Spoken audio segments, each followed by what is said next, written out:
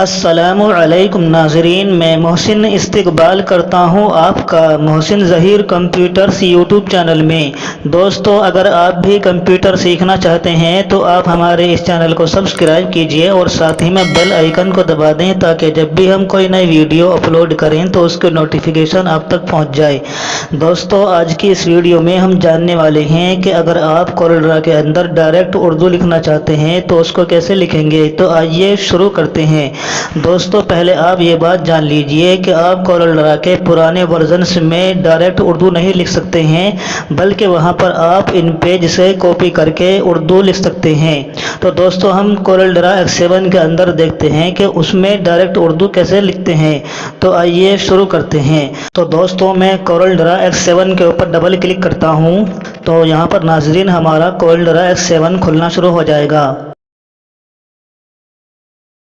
اس کے بعد ناظرین ہم جائیں گے فائل مینو میں اور یہاں سے ایک نئی فائل لے لیتے ہیں۔ اس کے بعد اس کو یہاں سے کر دیتے ہیں لینڈسکیپ میں پیج کو، اور یہاں سے ٹیکسٹ ٹول لے کر اس طرح سے ایک ٹیکسٹ باکس اس کے اوپر بنا لیتے ہیں۔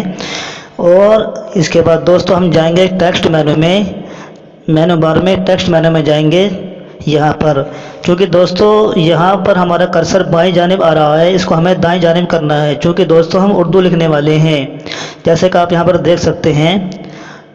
تو دوستو اسی لیے ہم جائیں گے ٹیکسٹ مینو میں، یہاں پر اوپر میں یہاں پر کلک کرتا ہوں۔ اس کے بعد دوستو آپ جائیں گے یہاں پر ٹیکسٹ پراپرٹیز میں، یہاں پر پھر ایک باکس کھول کر آ جاتا ہے، اس کے اندر آپ یہاں سے کر دیجئے آل اسکرپٹ پر، اور اس کے بعد دوستو آپ جائیں گے یہاں سے فونٹ کر لیجئے 48، اور اس کے بعد ناظرین آپ جائیں گے یہاں پر نیچے جہاں پر یہ پیراگراف ہے، اس جگہ یہاں پر ہے لکھا ہوا لیفٹ ٹو رائٹ، یعنی کہ بائیں سے دائیں، اس کو آپ رائٹ ٹو لیفٹ کر دیجئے، یعنی کہ دائیں سے بائیں، اور پھر اس کو یہاں سے بند کر دیجئے۔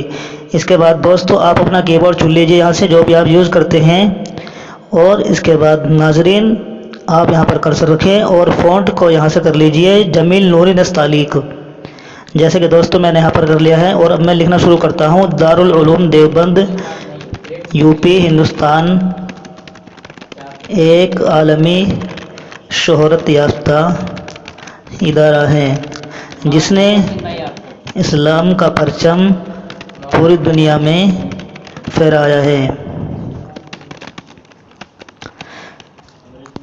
اس کے بعد دوستو میں یہاں سے اس کو سلیکٹ کرتا ہوں اور یہاں سے اس کو کرتے ہیں ایڈٹ مینو میں کاپی، اور یہاں پر کرسر رکھ کے پھر دوبارہ جائیں گے ایڈٹ مینو میں اور یہاں سے کر دیتے ہیں اس کو پیسٹ۔